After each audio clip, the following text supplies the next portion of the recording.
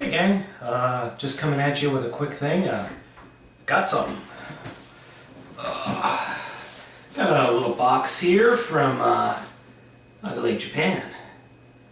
We go ahead and open this bad boy up and see what's inside. And this is what was in the box. That's right, I've gotten a hold of the Samurai Sentai Shinkenger Shinken Oh. This is the token giant robot of the Samurai Shinkenger series, the newest Sentai series. The series is about samurai Power Rangers, is pretty much the best way to describe it. I want to apologize if it seems like there's the video has a lot of yellow to it. That's because the light box or the photo booth that I normally would use, kitties kind of got a hold of it and I need to clean it. Let's just put it that way. They got nothing disgusting, just they got a hold of it. The first thing I want to talk about is the box itself. The box is, and excuse the glare, I do have two lights going, so you might see some glare.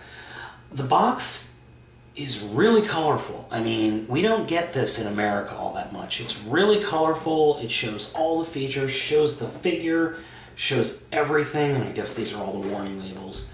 But it's a really, really high quality collector's box, which you really don't see here in America all that much. I mean, this cardboard is heavy duty cardboard too. So let's go ahead and get that out of the way. I also want to show you this. This is the warning label that came with the figure. It's like, okay, there are 1, 2, 3, 4, 5, 6, 7 different places on this where you could pinch your finger. Okay, so just wanted to show you that. I thought that was funny. The mecha in this series are what are called origami. Now normally origami means paper folding. In this series, it means pure gold for some reason. At least that's what I'm getting from the TV Nihon subs. So we have 5 of them for the 5 Rangers. Blue, yellow, red, pink, green. Very standard colors. Red is, of course, the leader, fire.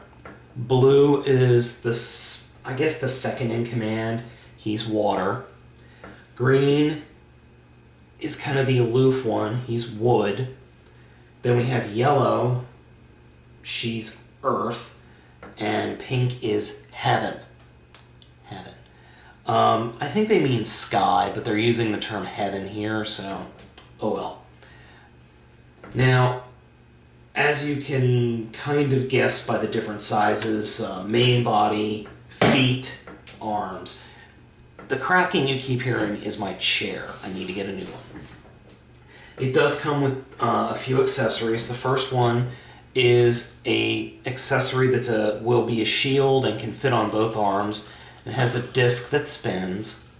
This is just a placeholder disc. You can get other discs with other items. There's one for each color.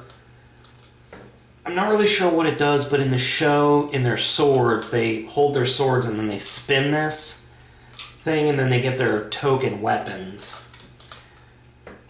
So I'm not really sure what the spinning has to do with anything. And then the sword, which I found kind of odd because normally the one side of the sword is really super detailed, really nice, lots of characters here, and then the other side is just the casting and the molding marks and all that. So that was a little weird. Now let's get to the origami themselves. I mean, they're hefty. I mean, these guys, even the little one, they feel heavy for their size. I mean, they're dense too, so they're all pretty hefty. In the show, in the second episode, I think they stack themselves up on top of each other. I haven't quite figured out how they did it. I'm gonna try it here.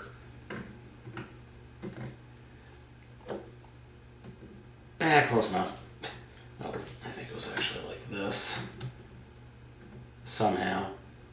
But, yeah. they ended up just stacking up. But they're all really nice. They're all very solid plastic. And each of them have kanji, which is the Japanese language.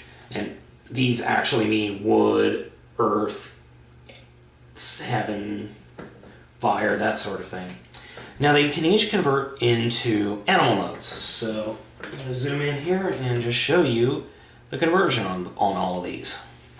Let's go ahead and start with heaven. Heaven's by far the easiest. You just open it up, flip out a head, and then fold some wings out, and you have a little hockey puck turtle. Next is yellow. You take this top part, kind of pull it up, and then flip it completely back.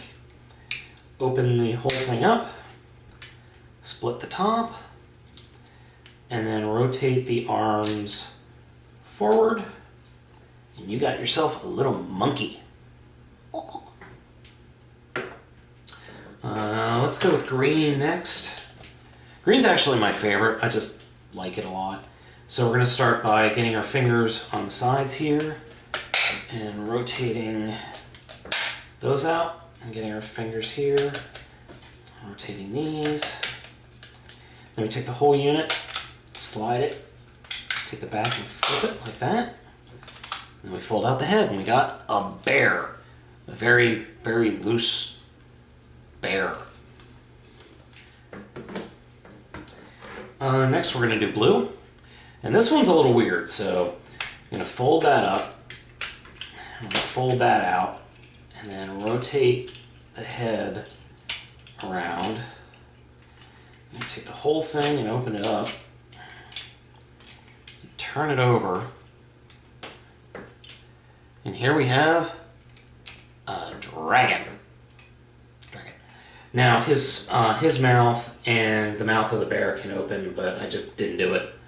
So I'm going to put him down, and then we're going to take the red guy. First off, you're going to fold these parts. Oh, I'm sorry, I keep dropping. Down like that. Rotate the head out. We're going to go under here. Actually, I have to use my pinky for that because my fingers are too fat. I'm going to flip out some legs and take the whole unit.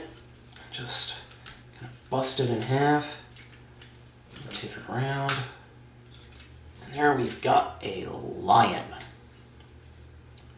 So, rather weird for a collection of creatures. Not exactly textbooks. I mean, the lion doesn't look. I'm sorry, that does not look much like a lion. It looks like a really poor translation of a lion with rocket thrusters sticking out of its butt. I like the bear. It's very much a bear. Makes me think of a bear. The dragon's okay. It's very much a Chinese dragon.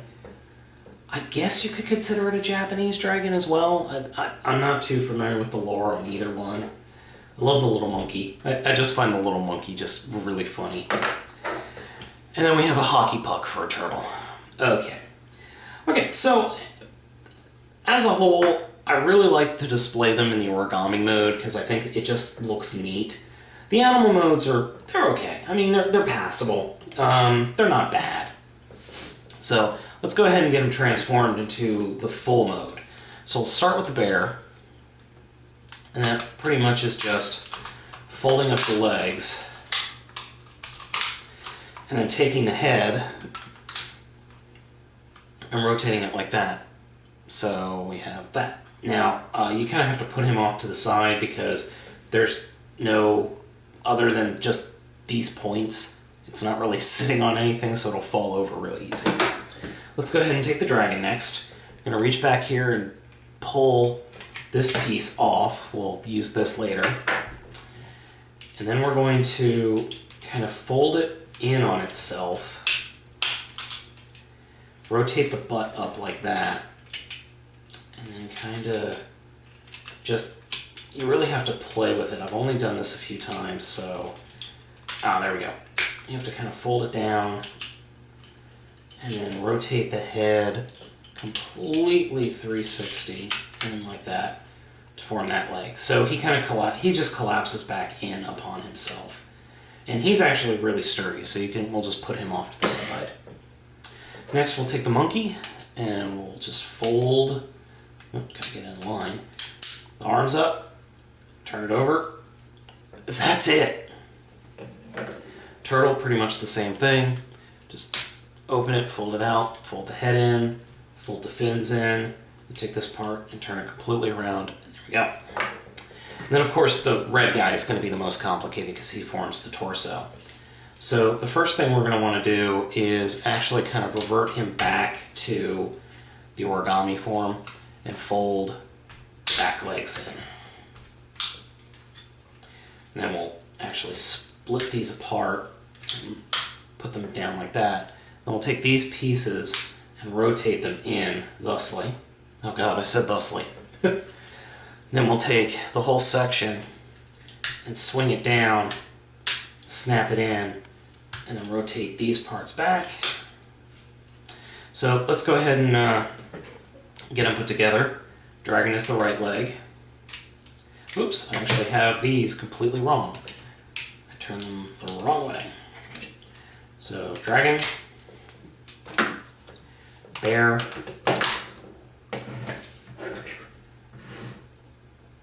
monkey, turtle, and then for the head, and this is actually pretty interesting for the head, and I'm going to zoom out here. Oops, sorry. Screwing with the camera, wrong buttons. The head's actually pretty interesting because it's in two parts. This back part lifts up, and then this little front part pops up. And that forms the head. And then you take this, which we pulled off the dragon, rotate this part up, this gold part, and just come in here and drop it on. And we've got a nice little samurai. So I'm going to zoom in here. Actually, I think I'll just bring the camera closer so you can get a better look. As you can see, he is very, very detailed, very cool. I mean, all of the kanji parts, sorry, that was the power supply for the camera, have these nice little detailing, and they all have different, like this one's got a circle, this kind of square parts, this is square parts. I mean, each little thing has texture, which is really nice. And overall, after the fully mechanized versions of figures that we've been getting in Go Onger, this is a nice departure. I really am quite pleased with this figure. Unfortunately, the articulation is non-existent, but hey, what are you gonna do? So this piece, what do those two accessories go? This piece, which actually does form a shield, which it can hold in either hand easily, I might add, actually is stored on the back of the figure, which is nice. So it just plugs in to the back. You just have to line everything up. Why can't I line anything up? There we go. So it plugs into the back, and this is actually shown in the show. In the second episode, if you download it or see it on YouTube, I mean, this actually shows up. He never uses it, but it's there. And then the sword, like in the show, can actually be stored on either side, either the right or the left. And they actually show it on the left in the show, but I prefer to show it on the right simply because it looks better there. But technically it wouldn't be accurate because most people were trained in right-hand swordsmanship, so they would have to reach over there. And then you can put it in either hand. I have to say, this is one of the longer swords from some series. So for comparison, I went ahead and brought up Go Onger Engine O. And as you can see, they're roughly the same height. Engine O is definitely wider. Actually, this doesn't belong there.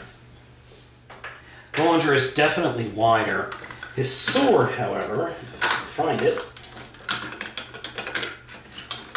is somewhat smaller, so... And a big thing I hated about Engino was he could barely hold the sword, so... I mean, it's a good, like, 2 inches smaller, or shorter, than Shinkenger, or Shinkengo, or whatever. But I actually prefer... I like this figure, but I prefer this one, simply because it's much more dynamic. There's much more emphasis on uniqueness to the figure. And a lot of times, I've noticed that you'll have 1 or 2 machine shows where you have cars and trucks and whatnot, and then it goes to animal, and they keep flip-flopping back and forth. This one was kind of weird because they had anthropomorphic vehicles, as opposed to just vehicles. So, if you can, I would get a hold of this figure. I really like him. I'm very happy with him. He is the first one that I could think of that has any real leg articulation, so that's a plus. But I'm really happy with this figure. I really like him. He's a great showpiece, and he just looks cool. I'm not gonna lie, this thing was expensive. I mean, this was pretty expensive to get a hold of, as opposed to Engino, which was, I'd say, almost $20 cheaper. But this guy was a lot more expensive. He doesn't have any lights and sounds, which is a little surprising, honestly, for the price. But otherwise, I mean, the quality compared to the US versions, I fiddled with the US version of Engino, and ugh. But for kids, it'll be fine. Anyway, I strongly recommend this figure. I'm really happy with him. He's a good size, he's a good bulk, and he's proportioned well, and he just really looks neat and all together, which, I mean, he looks fantastic on a shelf, so it's a big thumbs up from me.